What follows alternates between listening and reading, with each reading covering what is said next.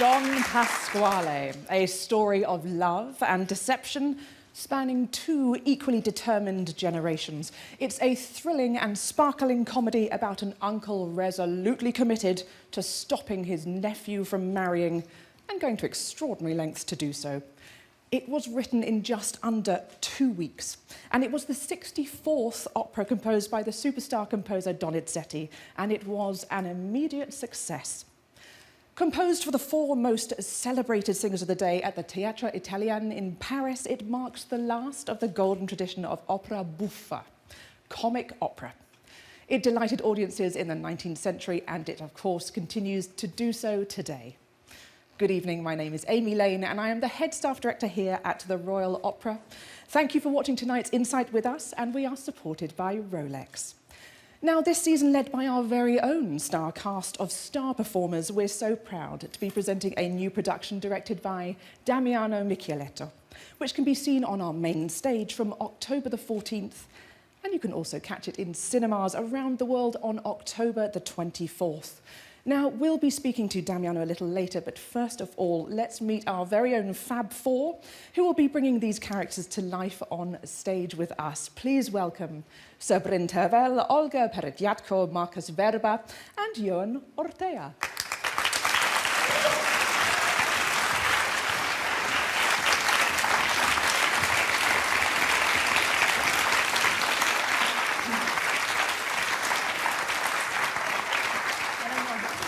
Well, good evening. Thank you very much, all of you, for joining us tonight. So let's go straight in. Could you introduce which characters you are playing and tell us a tiny little bit about the characters that you are playing? Why don't we go with Olga first of all? Oh, thank you very much.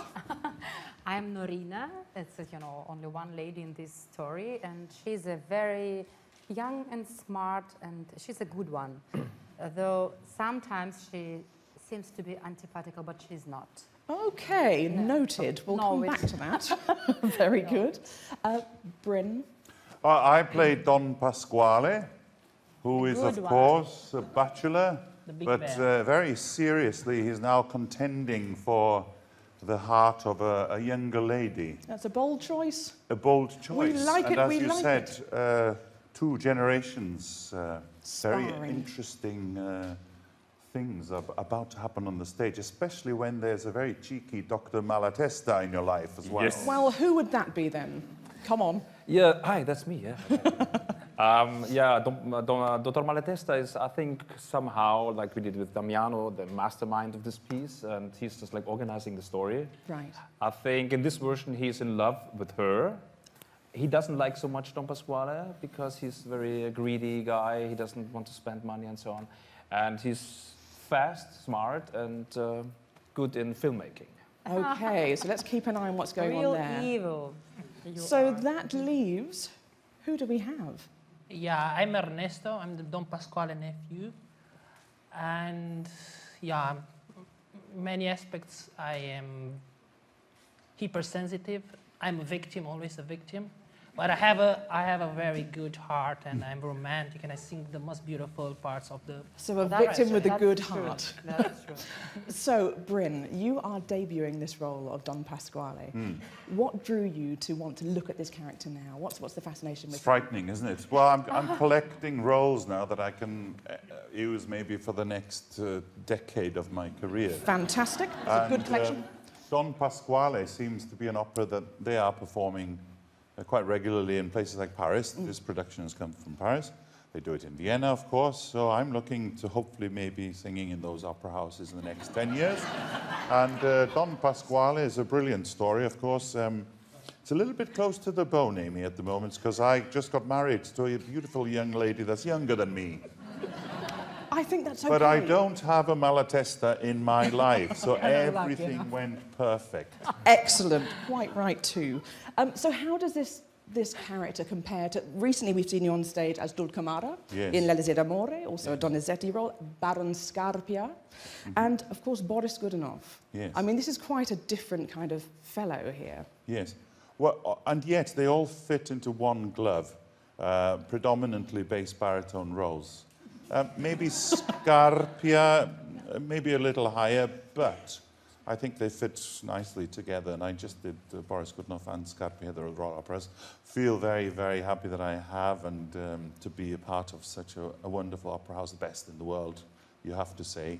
But yes, it's interesting to come back to Donizetti, as you've said. Elisir d'Amor has been in my repertoire, but Don Pasquale is a totally different animal. And to come back into these wonderful notes. I had a brilliant honeymoon, let me say, and a couple of weeks in Spain in the sun. And I came home to a score that was lying on my agent's table. And this was a new critical edition of Don Pasquale.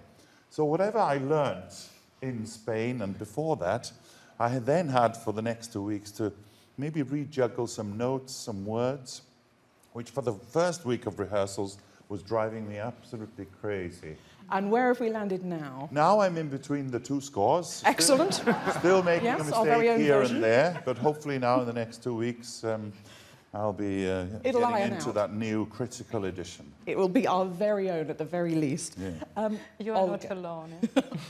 Oh, well, interesting. So, Olga, this is you're also debuting this role, and also your debut at Covent Garden. It's a double debut. A so double I'm very debut. excited. So that's rather exciting for us. You're welcome.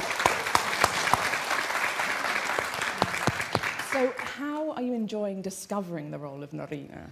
You know, somehow it's strange because everybody asks me, yeah, it's not your debut. I say, yes, it's my debut. So, you know, somehow a couple of really important roles when I never sang it. For example, Norina or Juliet in Romeo and Juliet. Everybody asks me, yeah, when is your next Juliet? I said, I've never sung it before. Or the same with Norina. And it's, you know, I've sung a lot of Donizetti, so somehow it helps. But this story, this opera is such a genius. Yeah, there is no weak place in this opera. Really, it's the pearl of Donizetti. I think It is remarkably strange. crafted. It's very psychological. It's stylistically, it's bel canto, but it's, you know, the orchestra of Donizetti is different. Yeah, it's not like Bellini, but it's almost Verdi. It's like a bridge to Verdi, and for me and for us, it's quite heavy orchestra. It's not your problem, so you can sing from your dressing room. I think you will be heard, and I think everybody me. will be beautifully heard. But Stop, yeah. you are enjoying discovering her, and what a Absolutely. wonderful team to be creating with it's as well. an amazing team, and I'm happy to be here and with you guys, and yeah, to discover this psychological. It's encyclopedia of psychological characters. Thank you very much. And Johan, you made your debut in 2017 as Nemorino. Yes. Also L'Elisir d'Amore, so another of Donizetti's classics. We have a bit of a theme going on for you here. How are you enjoying being back? And another little question as well, you've played Ernesto in several other productions as well. Yes. How do you keep coming back to a role and discovering new thoughts, and how do you enjoy coming back to a character? Yeah, it is something very, very different every time, I can say. Yeah, maybe for most of the people think that, yeah, I did already 5 productions in 5 different theaters, in 5 different style of the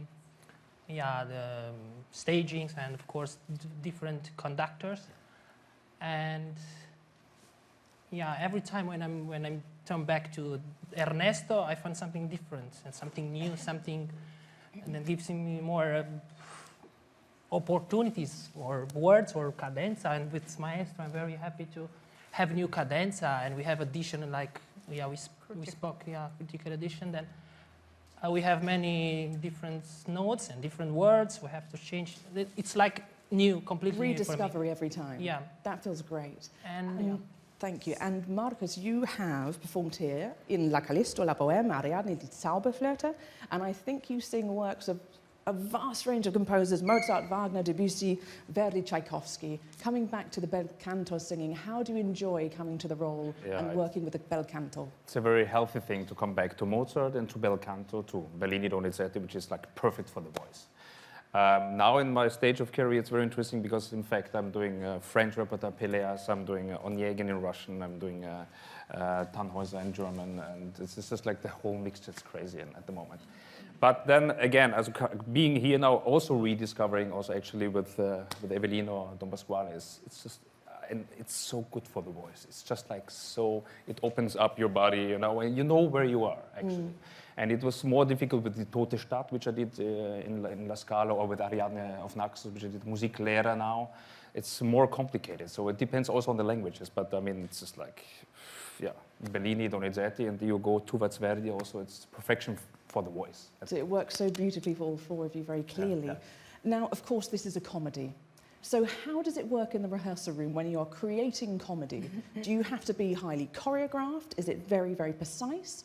Or is there room for improvisation and a lot of play? Bryn, tell us about this. Well, personally, I messaged a couple of colleagues that have sung Don Pasquale, wanting certain tips on how to play the role. And they all said to keep it very personal and not to try too much with the comedy. There's certain gags that you can play, but keep it as serious as possible. And I think that's less is more. Absolutely, committing to the character and believing in everything you do can often lead to the most glorious forms of comedy. I'm fighting at the moment. It's a very busy production, isn't it, guys? Oh, yes. It's non-stop. Pasquale's house and home is absolutely crazy. Of course, it needs a little bit of It tender, have to be a disaster anyway. loving care. So it's You a know, little his ramshackle. furniture is a bit drab, and he should spend some money on the house, maybe. Okay, a little doer-upper. I will So, take care about it. So working with, that's the rehearsal process, isn't it? Trying to get everything around your head and working around telling the space. story. Fantastic. And how do you feel with working with the comedy? Do you have to be very well behaved and learn very particular moves? Or do you have that freedom to play amongst you in the rehearsal room? Marcus? Well, I think it's a mixture, because we spoke also to Damiano that we can also like show what we think in this moment, and we just think about, we go to a table, we talk about it, and we can have some, even if he likes the ideas, then he takes the ideas. If he doesn't like them, of course he doesn't take them. Exactly. And I mean, there's so many moments, it's so tricky, especially the finale in the second act. There's so much is going on. So we really need traffic. We have some, we have to organize the traffic and what's just going on, because I tell you, there's a lot going on. It's Now- very cinematographic, It's because I'm happy to. It will be in cinemas, and because everything what Damiano does, it's very cinematographic. We work together, and I know his style and a lot of details, of course. But he takes it personally, because from the Paris cast, it comes from Paris, Absolutely. and it was different people, different persons, and he knows it, and he works as it would be the new production. So we changed a lot, actually. We changed a lot. So it has its own new life, the Covent Garden. Absolutely. And there is a different final of the story, actually. A different finale? Yeah. Yeah. Well, okay, Exactly. interesting. So it's I love it what we did. Yeah, which we won't tell you now. No spoilers on the finale No, just no. yet. Now, what I can sense very clearly between the four of you, I mean, it has kind of four key roles in this opera, and there's very clearly a sense of fun and family in this cast going on here. How does that feed into the rehearsal process? Oh, it's super important. To be the team, The trust and the team. Yeah, to be the team. Johan, have you enjoyed working with this of group? course. And With him, it's very easy, because we feel like very good friends now, and he feels so good that he speaks Romanian with me, and I have no words what he's saying. sometimes I have no idea what he's because saying. Italian for me, it's like Romanian. And sometimes I have the feeling that I speak Italian with him, and I speak actually Romanian. And I say, okay, let's do that. Now And he's looking at me like this. So you're finding your own languages and skills through this. Now, look, I have a question for you. We have the moral of the story at the end of the piece. What do you think the moral is? What is this piece about? Well, obviously, he's taught a lesson, He's taught a good old lesson, but and I think that's something that one should heed. Of course, there's the story of love in it as well. So, and as in Falstaff, for instance, I think the importance of that piece are the lovers, the youngsters. absolutely. And so for me, it's just to be here with these youngsters. I think that's the moral of the story. To enjoy each other and to have Yes. a great time as we go through. Good one. So, if you were to summarise this production, what is being presented with this piece, and how it makes you feel to perform it, in one word or a tagline each, how would you summarise this production of Don Pasquale? Marcus? Updated. Updated for today. Bryn? One word. Or you can have a sentence. At the moment, yeah, it's a chaos in my mind. An updated, brilliant chaos. So, chaos at the moment. So, but give me another couple of days. So chaos with a cause. I came into the rehearsal period with a really happy heart, and after the wedding and the honeymoon and everything, I was really looking forward to work, and I want to carry that on. I'm enjoying the rehearsals and enjoying working with everybody in that room, and we're also concentrated and trying to achieve as much as we can, and that's opera, isn't it? To have fun whilst achieving something between each other. That's all the best things combining, isn't it, to make the great art that we get to make, and with great friends. So chaos would be my first word, but then I'm hoping it'll turn into something like ecstatic. Ecstatic chaos is what we could be going for. Olga? I would call it joyful challenge. A joyful challenge. For me, probably freedom. I feel like I'm very free to express myself, actually. I'm not feel any pushed in one way to imagine my character, and this is because of Damiano. He has always give us a possibility to imagine in ourselves, and I'm happy. I'm feeling very happy with this. I did many versions, like I told you before. And this one, actually, I don't have to be like an artist or painting stuff. I can be just me. Well, that sounds like a perfect combination of all four of you, what you're bringing to this piece. It has been joyful to talk to you all tonight. Let's wish you all the very best for your opening night, the run of performances, and I'm so grateful that you all joined us to talk to us tonight. Thank you so much.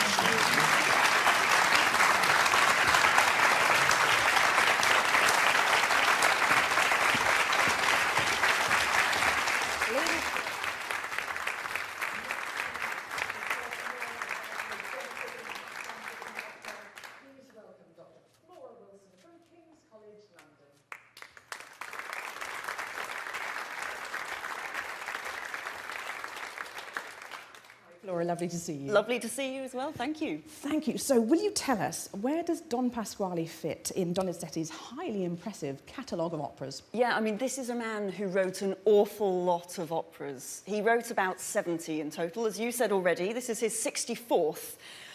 So he's a man who knows how to put an opera together by this point. Clearly. He's had an awful lot of experience. He really hits the big time in 1830 with an opera called Anna Bolena, which is quite a serious opera, actually. He then hits the big time again a couple of years later with L'Elisir d'Amore, which our cast have already spoken about this evening, which was a kind of comic masterpiece, his early comic masterpiece. And he then goes on from there. He writes Lucia di Lammermoor, he writes Lucrezia Borgia. By the time he gets to Don Pasquale in 1843, he has written an awful lot of operas in an awful lot of different genres, and for theatres not only all over Italy, where he's been a huge success all over the entire peninsula, but also all over Europe. He is the big international opera composer of the moment. Okay, so if he is the one writing all this incredible stuff, why? What was the pressure to write it in 2 weeks? This wasn't really pressure per se. This is something that Donizetti was immensely proud of. He does write a rather kind of whingy letter, for want of a better word, saying, I've put 10 days' work into this piece. A whole 10 days? I was going to say an entire 10 days. There's admittedly another letter in which he says, well, it's only taken me 11 days to earn 19,000 francs. That's not bad, is it? That'll do. So he had a particular skill in writing operas incredibly quickly. He was known in Italy as Maestro Orgasmo, which doesn't mean quite what you might imagine. Careful. But it was a running joke that this was a man who could write with unprecedented speed. There was actually a cartoon that widely circulated in the French press around the time that he wrote Don Pasquale, where with his right hand, he is writing an opera score. With his left hand, he is also writing an opera score with a different title on the front. So the idea was he was able to write with great speed.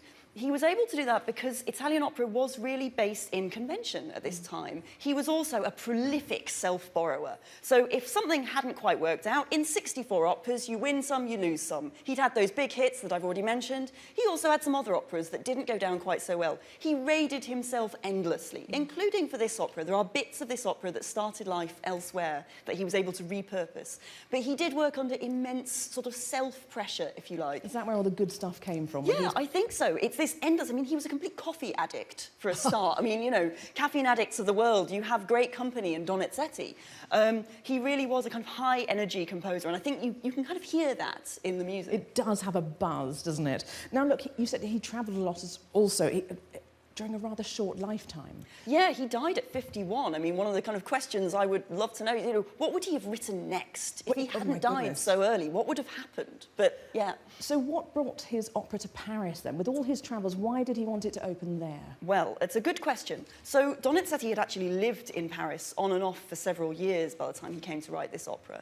Paris, it's really hard to overstate Paris's importance in opera during the 19th century. At this time in the mid-century, it was the city. So if you were a kind of major Italian opera composer in Italy, the next step for you was to have a work written for Paris. He'd actually already done that. He did that in 1835, you know, 8 years before Don Pasquale, with a piece called Mare in Faliero, which wasn't a great success, actually, if truth be told, because it coincided with the premiere of Bellini's opera I Puritani, which was an enormous success. And this is the thing, even a city such as Paris couldn't support multiple operas at the same time.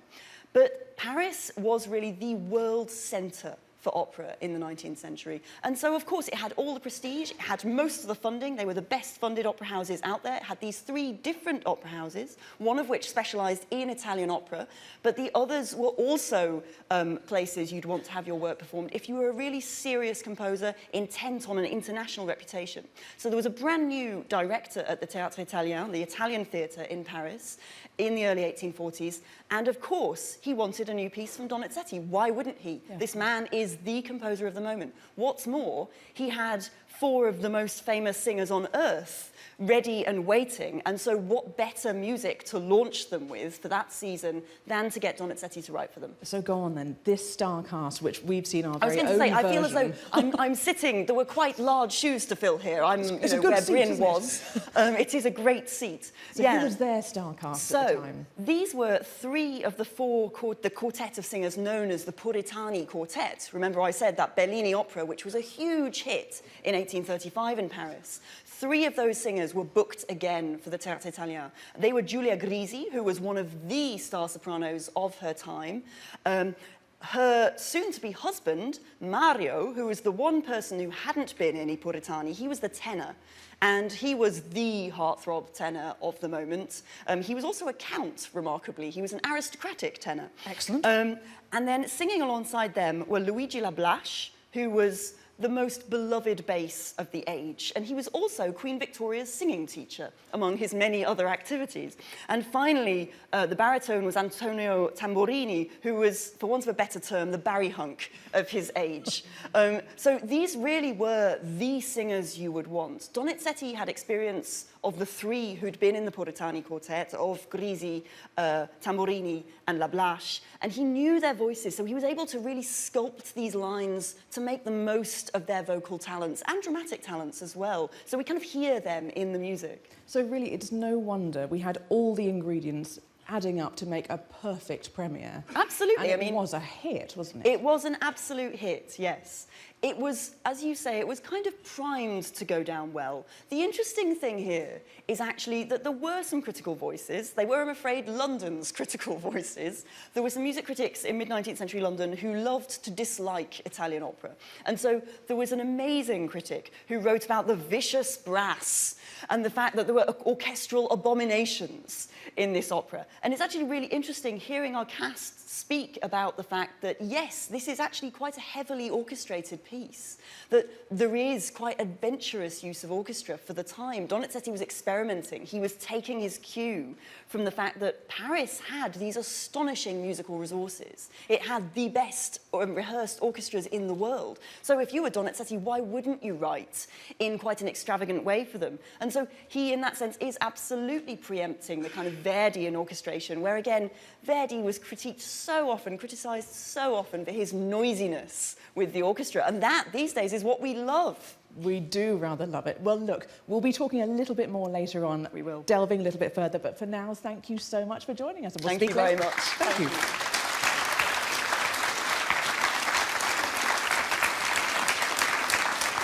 And now to talk about working with our magnificent orchestra and bringing the score to life, please welcome our conductor, Evelino Pido.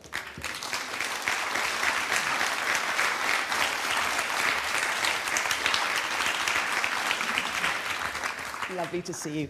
Now, Evelino, you conducted this very production in Paris last year. I hope so. So tell me, what was it like to conduct Don Pasquale in the city where it was first premiered? How did that feel?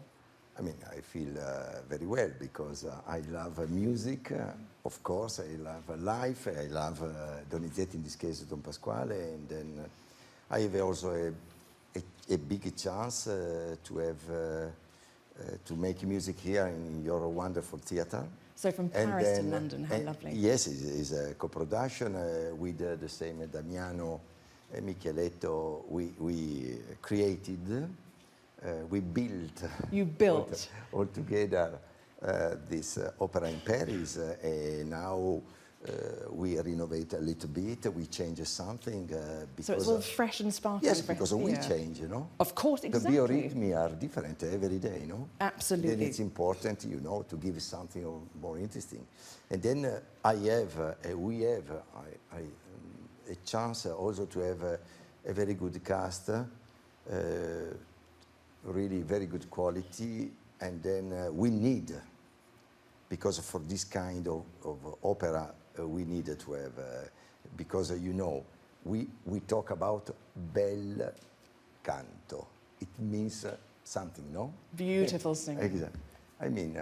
and we have the right people joining us, don't we? Yeah, yes. Now, you are... I'm happy about it. You're one of our leading interpreters of Italian and French repertoire. So what is it particularly about Donizetti that really sets you alight? Tell me about Donizetti, particularly in the orchestral scoring as well. What do you love about it? Allora, firstly, he wrote this in 42, and the premiere was at Théâtre des Italiens in Paris, the 43, the debut, January.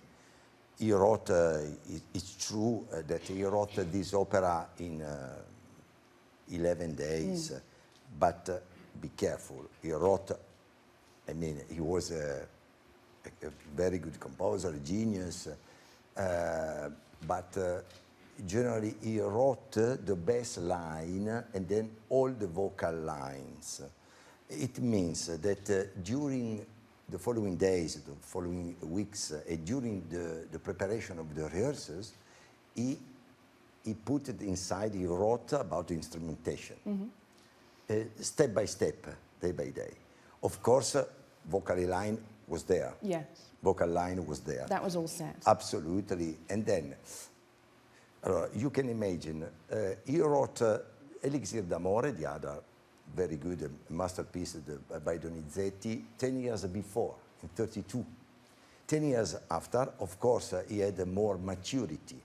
And then he was really well known after Rossini, as you know, in Paris, because he received some invitations, some command, no? And then also he was well known also in Vienna, because, for example, the same year of Don Pasquale in 43, he wrote Maria di Rohan, for example, and received a strong impression, a big, huge success. I mean, we can consider Don Pasquale, I consider Don Pasquale a masterpiece, but I think the last drama buffo, because it's a drama buffo. It's not only, we have two côtés.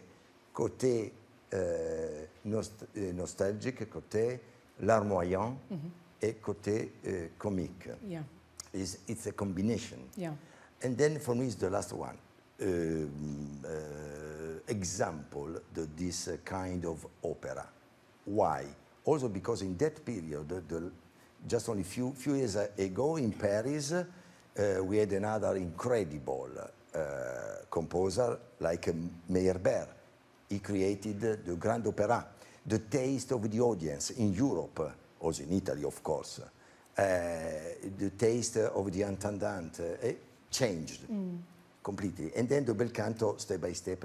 And for me, Don Pasquale is the last one. Exactly, I it's the think twilight that in a way. Donizetti wanted to give something to everybody. Well, tell me, so we have the incredible vocal lines that were written, and underneath Yes. this incredible character of the orchestra. Absolutely. That's a The real dialogue, instrumentation, isn't it? But, just only the overture, sorry. It It's a beautiful, explodes, but yeah.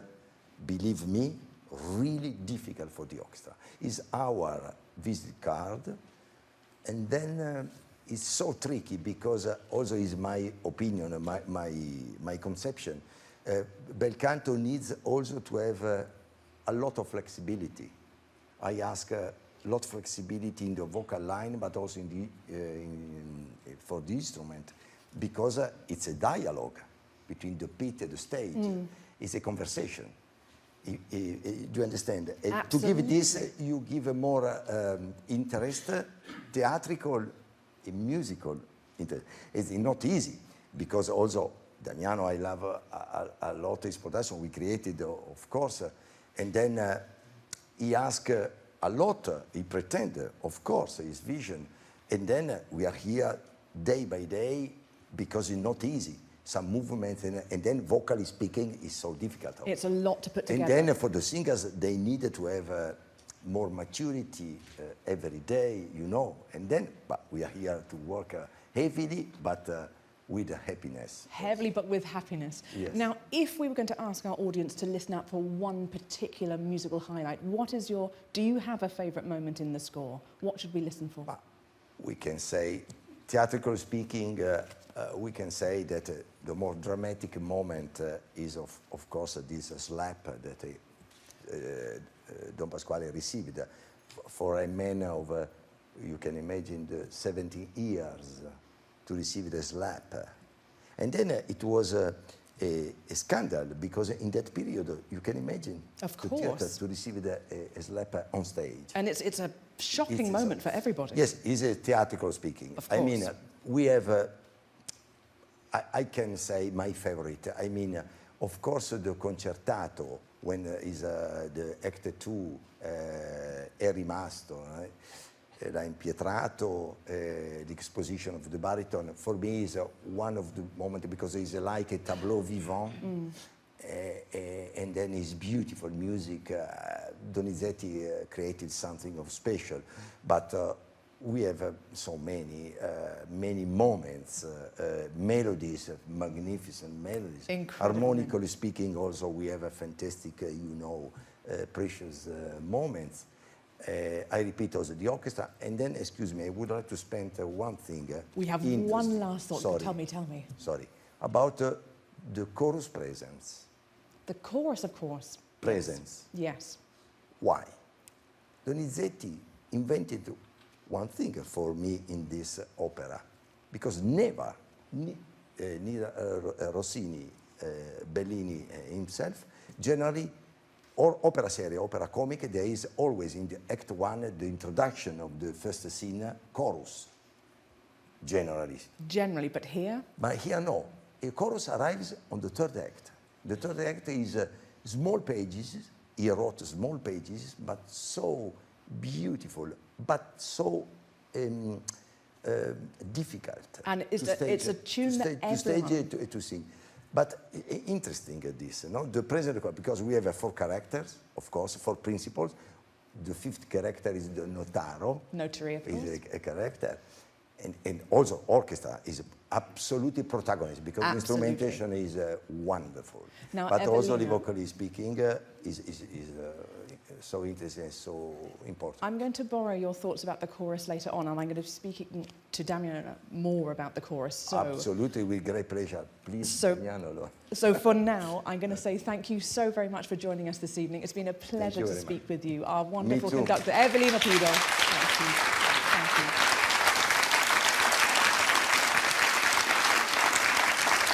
Now, it is clear that Donizetti's sparkling score is absolutely packed full of musical highlights. So to talk us through some of them, please welcome our cover conductor, Paul Wynne-Griffiths, and baritone Germán y Alcántara. Welcome.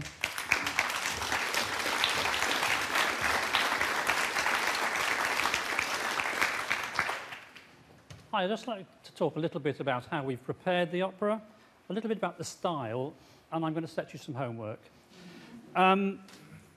As the guys have said, the singers, this was an interesting time in the bel canto era for writing music, vocal music. And every college around the world, every academy around the world, you'll find young singers learning bel canto, how to sing bel canto style, because it is like medicine. They learn how to use the breath, how to use a word that Evelina uses a lot, which is fraseggio, where the music's going, the phrasing of the music. So it's not static, it's always going somewhere. And people like Bellini, Donizetti, Verdi, these were good guys for voices. They knew how to write a melody, they knew how to use text, they knew how to write an accompaniment to help that text come through. And we'll show you a little bit with Germán a little bit later on. But it's vital that young singers learn bel canto, because even if they go eventually into Brunhilde or 20th and 21st century music, the ability to keep your voice healthy and fresh is vital to have a long career, and bel canto will do that for you. Evelino has prepared this score so meticulously. I have a copy of his full score here, and I can't tell you how many markings are in here. Whenever we do bel canto, it's the librarian's nightmare because they spend weeks writing in the parts. Because when an orchestral gets into the pit to play the music for bel canto, they hardly ever play what they see written down. For kick-off, all dynamics are 2 grades lower. All fortissimi are mezzo forte. All mezzo pianos are pianissimo.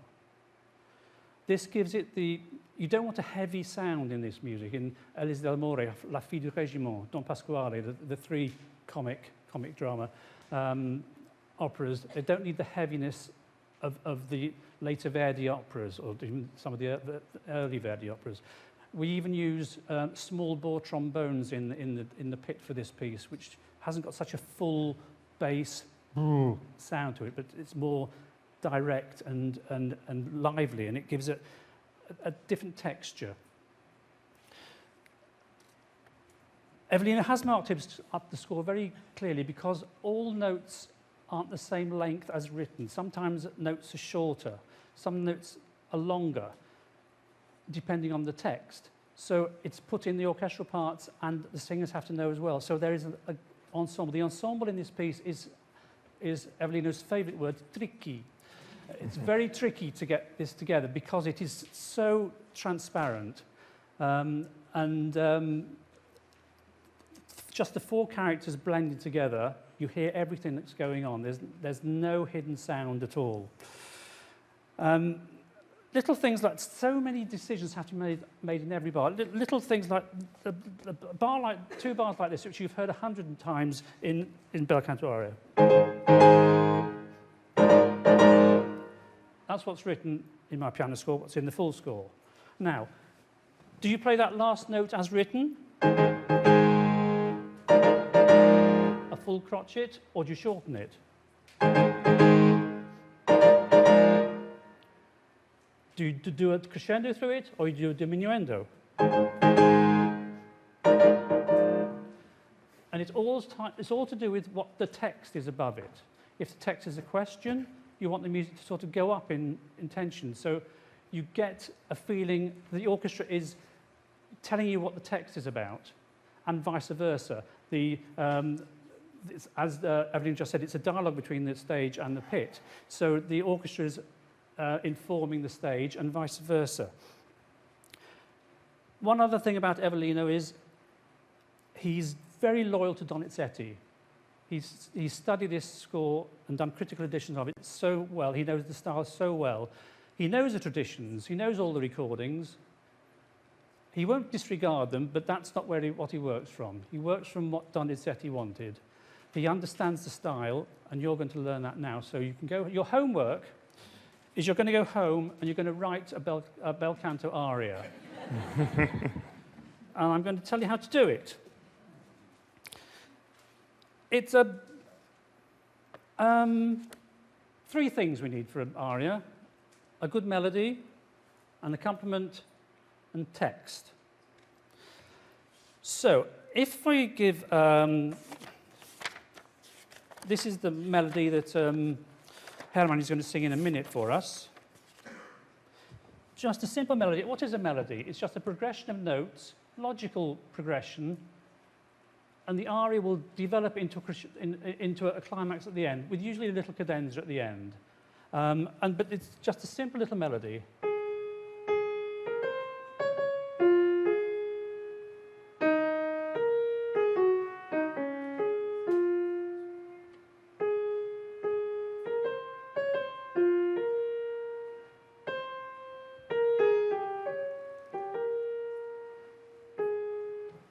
Now that's a little bit under speed because I did that a little bit just to show how beautiful and legato it is. Herman will sing it much better than I can play it on the piano because the piano is a percussive instrument and Herman isn't percussive. He's a nice chap. But if we go to the beginning of Act 2 and hear beginning of Ernesto's aria, which is a completely different sort of melody. It's in the minor key. He's just been thrown out of his uncle's house. He's lost his girlfriend. He's not in a good place. It's in the minor key, but again, just a simple little melody.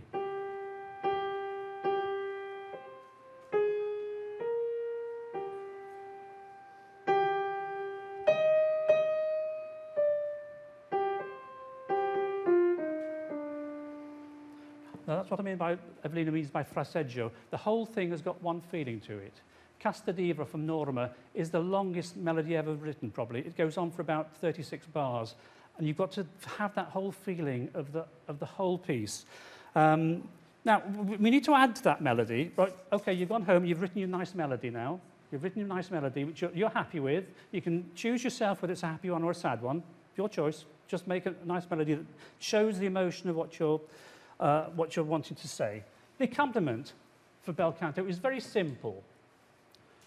This is the accompaniment for the aria Herman will sing in a minute.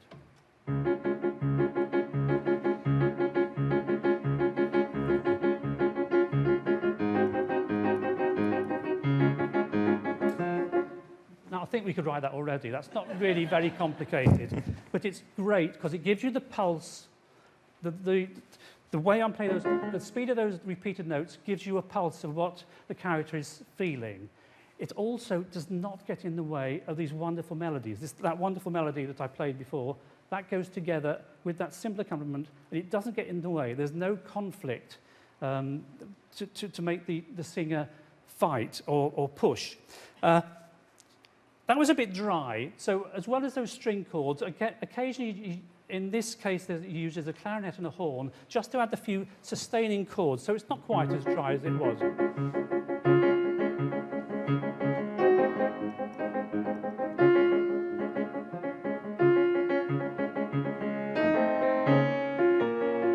So it's a little bit more full, but it's just telling the singer and you what's going on so the singer can interpret what's going on. So if we put that together, can you just sing the first 2 bars of that?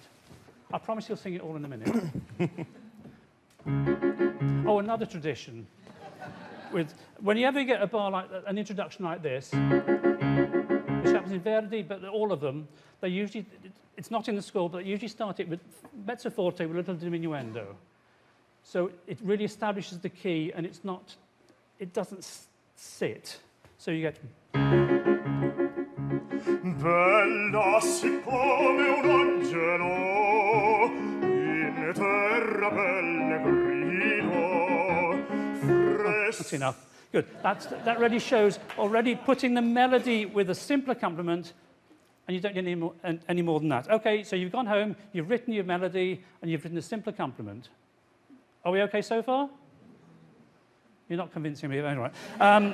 OK, no, that's the next important thing. And one of the most important things is choosing text. Now, Donizetti and Verdi knew how to write music, but they knew how to choose text as well. when we get into Verdi and the cavatina part of the aria, it's all to do with melody, all to do with legato line. So you have lots of long vowels, but you have the voiced consonants as well, L, M, N, and R, which you can make sounds on. L, m, n, r. You can't do that on a P.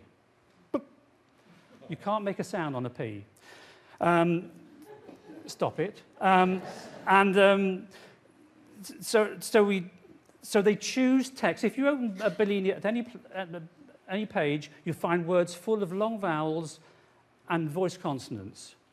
So I left my heart in San Francisco would be a very good cavatina line because it's got all those ends in San Francisco. That would be a really good. When they get to the cabaletta, that's all to do with rhythm, not melody. So you could do a rap number for the cabaletta that would fit for a cabaletta. But they have words like addio, ammazzarmi, vendetta, really percussive words which show the rhythm of the music rather than the beautiful melody of the words. So, although I'm going to ask Herman to do one thing in a minute, I'm going to ask him to do it badly twice and then well once. Because we've got these beautiful vowels, which of course are what we want to hear. We want to hear singers sing nice, beautiful vowels. They're like the glass in a stained glass window, the beautiful colours. They're what you see and really stare at with beauty, but they don't mean anything without the leaded round it. And the leaded bit round the coloured glass are the consonants. And they're just as important and really, really vivid and as important, but they don't seem as beautiful, even though they are. So I'm going to ask, what one do you want to do? Let's do Verdi. Let's jump on 24 years to Don Carlo. Rodrigo's aria, exactly the same format. I've got this accompaniment. Just simple. Again, on this occasion, it's not the clarinet and horn, it's the viola that's doing the harmony.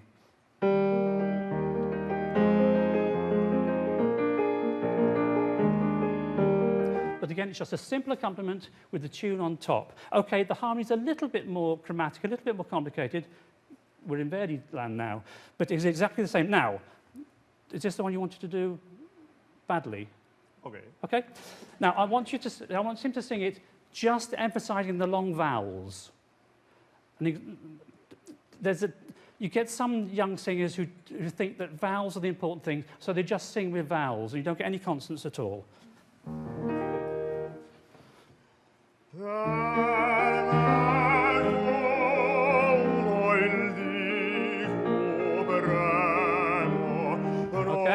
Okay, and then you get someone coming, that's no good, we can't hear your text. Can you really spit the text out, please? I want to hear the text. So we get this up version as well.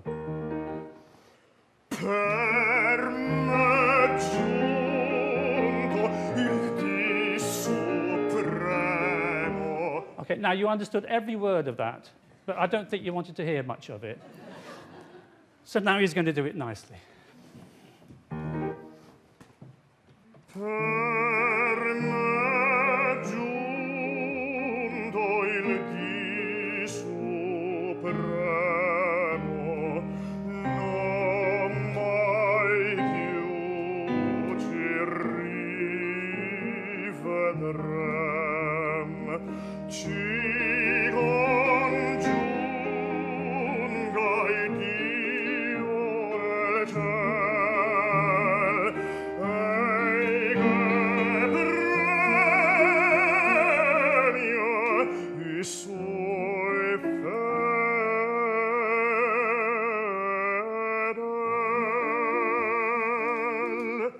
Beautiful, Herman. Very good.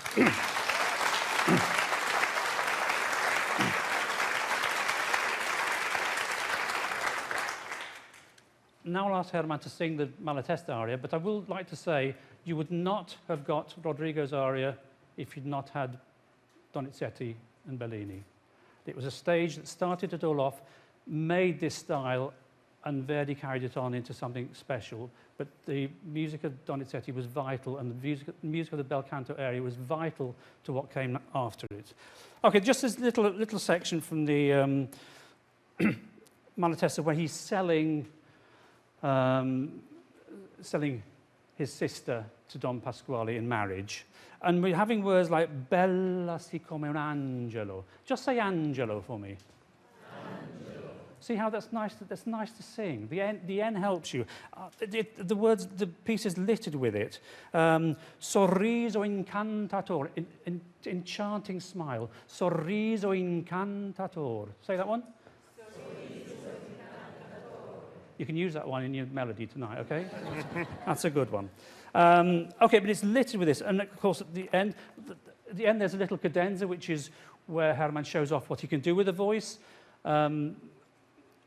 But it's got to be part of what he's singing about as well. It's not just Olympic game times, I can jump higher than you can. That's what the composers understood. They understood the tessitura of the voice. They know tenors can sing top Cs. They don't give them top Cs to sing all the time. The top C comes out 2 or 3 times in an opera at the end of a big build-up at a crescendo. So this is just a little bit from Malatesta from Don Pasquale.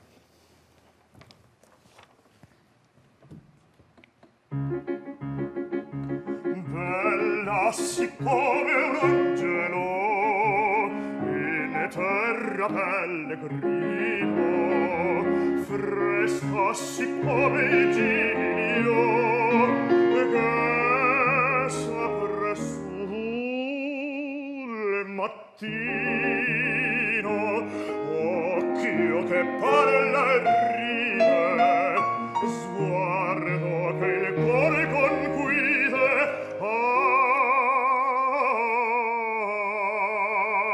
Il ciel l'ha fatta nascere per far beato un cor, beato un cor.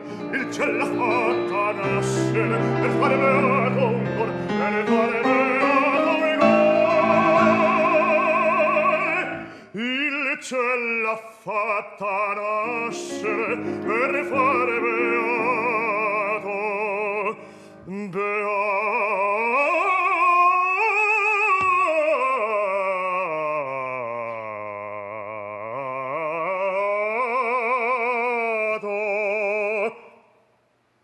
Per fare beato, beato un cor.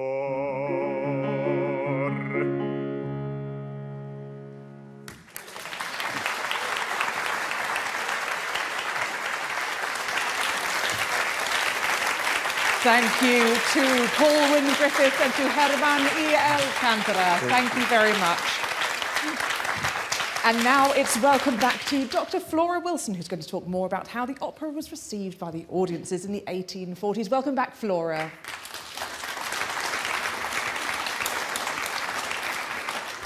So let's go straight in. How did the audience receive it? We know it was a hit. They loved it. I mean, so it was a huge hit in Paris. The interesting thing is what happens next, where it travels abroad more or less immediately. So it's premiered in Vienna with, in fact, the soprano who was on the cards to be Verdi's first Lady Macbeth, which is a really interesting moment in the kind of the history of opera here, that we've got all these periods crashing together, if you like.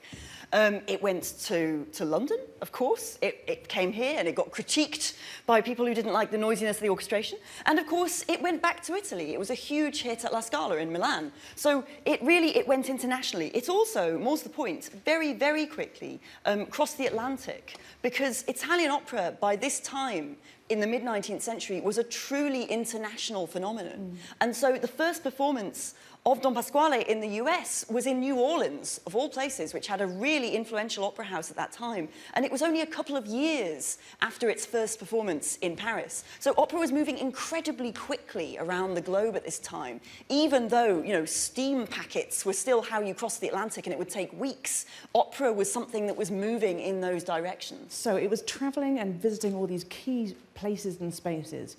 What kind of opera is it? Well, that's the good question, really, because what's interesting is that Rossini is still alive and well, but he's stopped writing opera. He's living in Paris. He's living his best life, in fact, in Paris. He's enjoying everything that Paris has to offer and has decided he's written enough operas by now. So that's him. Verdi, meanwhile, has begun writing operas. His operatic debut was in 1839 in Milan. Unfortunately, his second opera in 1840 was a huge failure, and that was a comedy called Un giorno di regno. Now, that's significant because Donizetti, who, as I've already said, was really at the peak of his powers as a composer in 1843 when this was premiered, he's written a mix of very comic operas, L'Élysée d'Amore, opera buffa in a very straightforward way. He's written an opéra comique for Paris, La Fille du Régiment. He's written serious operas. He's got serious operas, in fact, coming out of his ears, and they are the influential, they are the fashionable operas at this point. Comedy is really beginning to go out of fashion. And so it's a very strange decision in some ways that he makes in the early 1840s to write one more comedy. And it's in that sense that Don Pasquale really is, I think, the last in this great tradition of the opera buffa, the Italian comic tradition. It's heard as the heir to the legacy of Barbiere di Siviglia, of the Barber of Seville by Rossini, which is arguably the first popular music in the world, in fact. Such was the popularity of that opera that it went global. It went platinum, if you like. It was heard everywhere. It was sung by people on street corners. It was played by barrel organs. It was arranged for bands. It went everywhere. Don Pasquale is the next, but also the last monument, if you like, in this sequence of extraordinarily popular works. And what's interesting about what Donizetti does with it is it becomes a sentimental genre as well. Because I know it's interesting hearing our cast talk about, obviously this is a comedy, and yes, and I look forward to seeing it on stage, and I imagine it will be very funny indeed. But there's also something that's not terribly funny about this. There's a darkness, exactly. As one of the original reviewers said back in the 1840s, it's a peculiarly sad farce. There's something really quite poignant about the way that this old, aging, at least, man is tricked, essentially, and is taught a lesson. And his ego is indeed thoroughly deflated, and it's actually quite tough to watch in some ways if you take it seriously at all. And Evelina talked about the slap, the moment of this. It's painful, and the music that follows after that. Exactly. That seems to take us into a very different territory, and Absolutely. we pause for a moment. Yes. And I feel terribly sorry for him. Exactly, and I think what's really skillful about how Donizetti has put this piece together is that we hear all these different kinds of music in this opera. He's really building on the fact that he knows how to hold a crowd in numerous different kinds of styles. And he's actually mixing them together. In Don Pasquale, he creates a hybrid, essentially, so that while Don Pasquale, in a funny sort of way, he is a comic character in a very straightforward way. And Norina, if you listen to her, you know she's wily. You can hear smart. just how wily she is because she has these gorgeous lyric lines, but hear how she uses ornamentation. She has these men twisted round her little finger. Just listen to the way she decorates. But equally, we've just heard Malatesta, and he's a smooth operator. The suavity of those lines, it's extraordinary. There is an oil there, yes? Absolutely, it's all very, very slick. It absolutely works on us. But then there's Ernesto, and he sings in such a sincere way. He said earlier he's the victim. He is. Bless him. He's a sad boy, really. I mean, he's sweet. He's everyone's idea of the sweet boy next door. You know, he's gorgeous, but he sings such sort of earnest music, such earnest tenor music. It's all in the name, isn't it? It is really, yes. Laura, it has been a pleasure to speak with you. Thank you for you having so me. much for joining us again. Thank you. It's been lovely. Thank you.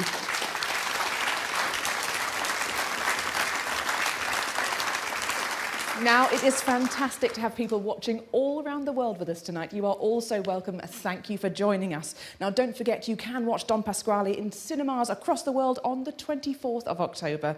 But next this evening, we're taking a closer look at our wonderful new production with director Damiano Michieletto and costume designer Agostino Cavalca. Damiano and Agostino, welcome.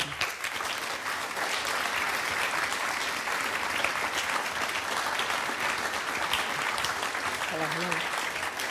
Hi, Agostino. Thank you so much for joining us. and welcome to your friends as well. So when creating, good grief, so when creating a new production, how many elements do you have to consider? What is the alchemy that creates your design world? How does it start? Damiano? Well, I think there are two elements, the words and the music.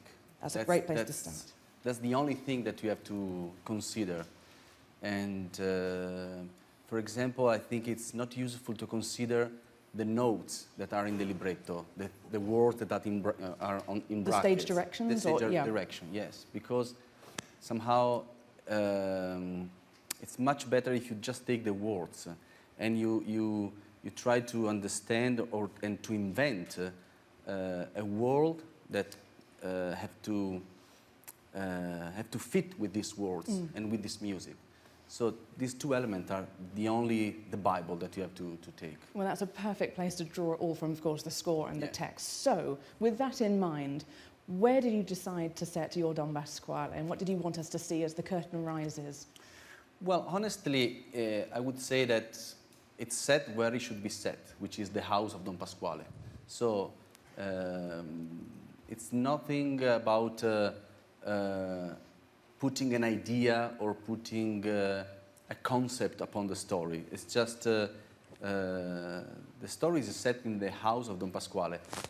I think what it will be interesting is to understand how you set the story in the house, how you treat the stage, the aesthetic that you use, and the interaction between the actors, which I would prefer to call them actors in this case, and the stage. So it's not about being original, it's about being creative with what the story offers to you. Exactly, and as the curtain rises, we see something very familiar. It feels like almost like a sitcom setup. We see familiar space. We see a space with doors, with furniture. We understand very clearly that we are looking at a house.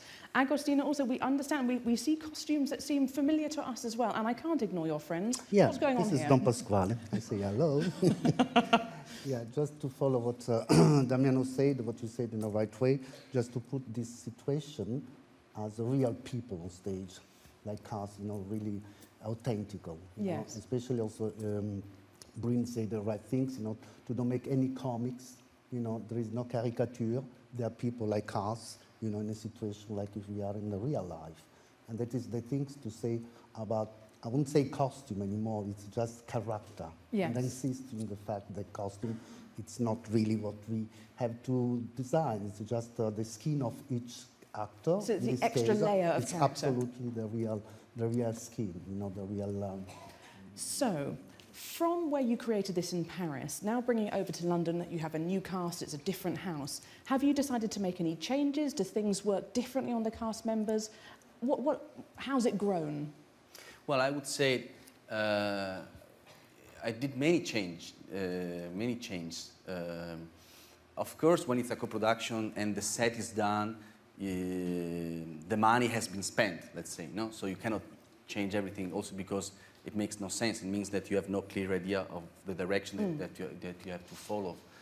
But improvements are always possible. And since I'm never happy with what I've done, if I have a possibility to work again, of course, I will make improvements on the staging, on the aesthetics. Also, I have to thank the Royal Opera House because they give me the opportunity to have a little bit of a budget that I can spend to improve the set. So I think we made big improvements aesthetically, and of course, knowing what I have done, knowing the limits of what I have done, I have a possibility to make a step forward, to develop the characters, to go deeper in the relation, to be more precise in the characterization of the psychology aspects of the characters, to be more focused and to, everything to become more crispy. So I think we are doing, tomorrow will be the first day on stage, we are doing a lot of work on that, and especially because I have a new cast, and in this case I have 4 great personalities. it's a pleasure for me not to be the director who impose or just who treat the people like puppet, but treat the people like human being, knowing that it's not me that I have to be on stage. They have to be on stage. They have to be happy and responsible, and also they have to be in the best condition to deliver the best performance. Which is not meaning that I have to make the life easy for them. I have to make the life, as Bryn says, is chaos for him in his mind. Glorious which is chaos. good, because you have to arrive to a moment which is like, I am full, okay, and then you arrive and you deliver. But if you don't arrive on a moment of where you feel pushed a little bit on your limits, then it becomes too comfortable. Exactly. And then That's when you it's lose. too much comfortable also for the audience. And I think the audience want not to feel comfortable. They want to feel excited. Exactly. And that's huge work. So, tell me about how the set and the costumes feed the environment of the space. I mean, the change from Act 2 to Act 3, for example, that once she's got her key in the door, basically, the changeover from the house as he had it to what she turns it, it's quite a dramatic and exciting surprise in Act 3. How does the world work with the set? Yeah, it's a surprise, so I don't want to say precisely what happened, otherwise I Give that destroy away. the surprise. But from a storytelling point of view, the arrival of this new wife in the life of this old man changed completely. And the beginning of Act 3, which is, as Evelino said, the beginning of the chorus, the first moment we see the chorus come, and they are telling us about how chaotic is the house because she's actually buying new stuff and new furniture is changing. So what I created, I took the chorus and I said the chorus are like movers, no, Pickford. Yeah, movers. Move. Yeah, rentals, change Yes. everything. And so the chorus number, it takes 90 seconds. So the first chorus numbers, it's 1 minute 30 seconds, so 90 seconds. In 90 seconds, they completely change the set on view. So, and they come and what was the old house of Don Pasquale become a brand new house, very expensive, and he found himself that he had to pay for that, of course, which he hates. So it's really all the set change, the color of the set change, the furniture change, and meaning that a new start happens in the life of Don Pasquale. Exactly. Now, Agostino, the change from the old to the new, we have a perfect example of the old to the new behind me over here. So tell me what we're looking at these two. Yeah, it's funny that they are there the first time I see them like this. Because for me, just tonight, say it like, like loneliness, sadness. It does feel and, rather lonely, glamour, this, doesn't it? No money, lots of money. She makes spend lots of money for And the choice of red as well, very, very bold with the... Yeah, I think the red comes like this, how can I say that, like this passion, Passion, power. Passion, power, but passion, and... Sexy. Very. Especially all my singer, they are really sexy beast in it. Marvellous. And it doesn't look like a natural match, does it, in terms of this is a Pasquale world? Yeah, I think this is a really psychological, already consciously what's going on. No? This is the bourgeoisie, la solitude, and this is la glamour, the life, And there are two elements that really match very well. Yes, the distance between the two costumes speaks miles, really, doesn't it? Yeah. So tell me, we have different elements in this piece, puppets being one of them. So what is the interest with the puppets? How do they feature in this piece? Well, the second number of the chorus is another moment where chorus arrive and they are, again, telling us about the noises that were happening in the house, the fighting, the shouting, because this conflict between Don Pasquale and Norina. And reading the text of this scene with the chorus, they are telling about these three characters, Norina, Ernesto, and Don Pasquale. And so I imagine that now they are like the neighbor of the house of Don Pasquale, coming and telling. And what they say about the three characters will be told with three puppets that are the three characters. And so while they are telling us about the conflict between Don Pasquale and Norina, we actually see the puppet of Don Pasquale and the puppet of Norina having the conflict.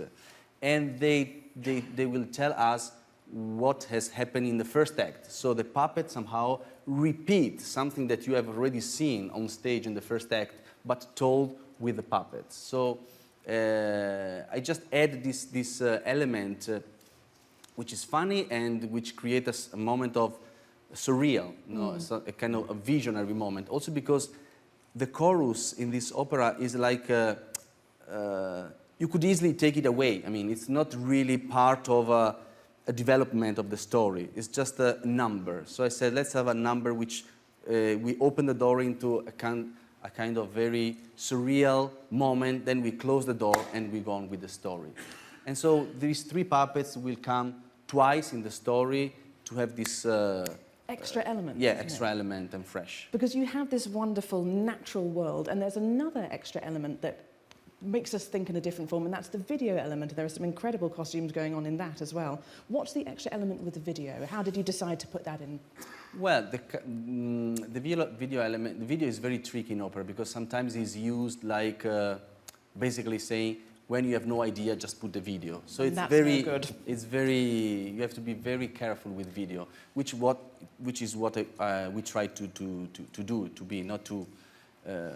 So the Norina, I imagine her like at the beginning, she's working in a studio, fashion studio, where there are models and videos and photographs taken to these people, and she's very poor. She work for few money, and she expressed her desire to become richer, to become more.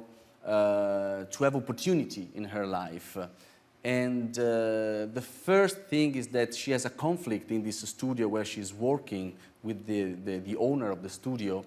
And then when she's left alone, she can express all her joyful, and actually she will change her costume and she would like to be the model. She would like to be the one who, and by doing that, she's singing about how smart she is, how ready to take risks she is, how also very dangerous somehow she could be. And so Malatesta, which is the name says, it's like Malatesta, it's a nickname because it should be not his real name, no, but it means that he's a little bit dangerous as well, uses the video to create a trick, which you will see on stage. And this trick will be used later to deceive Don Pasquale. So the video is a kind of a reference of what you think it's real, but it's not real. So another kind of puppeteering in a way, yeah, isn't it? Which is also one of the main themes of the story. Don Pasquale believes that the woman that he is marrying is Sophronia Malatesta, the sister of Malatesta, which is in reality she is Norina. So there is like a reality that he takes for granted, but which is not. So it's like what you think is reality, it's fake. So this symbol, this theme about reality and what is behind, like you have a mask, no? It's about the story, and we try to deliver that also with the video in 3 moments during the show. Fantastic. And Agostino, give me in one sentence, as I asked the cast earlier, what does this piece mean to you? How have you enjoyed making it? Ooh la la. What it means for me? Yeah. Well, in one word, I don't know that it's just one word to say. You can choose 3, you can choose 5. For me, it's just, I don't know, it's each time actually it's true, because each time I read with Damiano, this piece, that bring us to reality again, for this kind of situation that also Bryn spoke before, For me, just to be enjoying your life. Enjoy your love. Life. Enjoy your life. Absolutely. Voilà. Enjoy your life. Enjoy your life and the people that come in and out. Don't stay at home allowed with this, dressing gown. So keep the dressing gown, go put on out, the dress. and then enjoy your life. Voilà. Fantastic. Come to see the show. Well, it has been really joyous speaking to both of you. I'm so looking forward to seeing this on our stage here. It is a production with so many layers, so many exciting parts to look at, and it is beautifully choreographed, funny and nostalgic, and everything I hoped a Don Pasquale would be. It has been wonderful to have you both with us tonight. So thank you so much to Damiano and to Agostino.